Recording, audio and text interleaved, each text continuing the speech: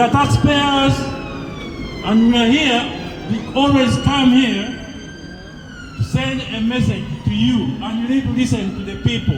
Yeah. If you are in these offices doing nothing and not representing our interests, our concerns, then you should be sacked. Yes.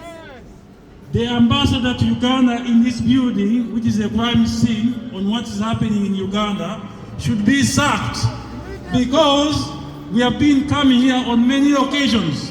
One, to demand to free all the political prisoners. Yes. And if they have a case to answer, they should face the courts of law and face justice. We have Bobby Young, who has been arrested or detained, abducted, found at his address, and because he's wearing like me, and despite the attire I'm wearing, and Bobby Young is now being held without charge in legal detention in a military confinement, which is a torture chamber. We've been coming here on many occasions to demand for all the missing Ugandans since 2021 general elections that have been taken away by the Ugandan security. Yes. And remember, this Ugandan security has been funded a lot by the UK government. Yes. And the American government. One, to bring peace to the region. But the dictator has been lying to the world that is about democracy and freedom.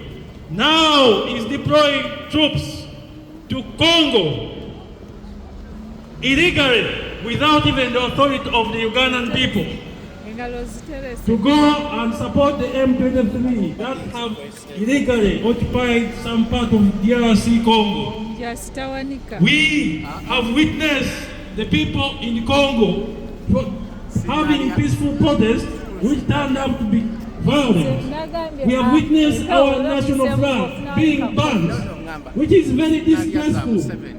Our brothers and sisters in Congo, in DRC Congo, the Ugandan people are not your enemy. The enemy is dictator Museveni and Kagame. Yes. And all who are helping these dictators to commit these crimes against humanity. Very soon the ICC will be naming them one by one. Yeah.